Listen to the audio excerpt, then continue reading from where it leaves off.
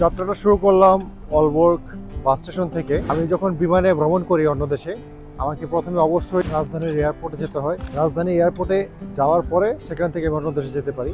আমি প্রতিবার কোপেনহেগেন যাওয়ার ক্ষেত্রে চুজ করি ফ্লিক্স বাস, কিন্তু এবার আমি চুজ করেছি কম্বোডিয়ান এক্সপ্রেসে।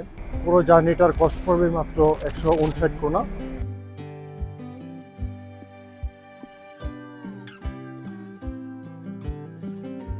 এই প্রথম মনে হয় আমি ডেনমার্কে নারী পুরুষ আলাদা টয়লেট দেখলাম, এবং দিনটা খুবই সানি ছিল, কিন্তু বিমানে ভ্রমণটা একদমই বোরিং।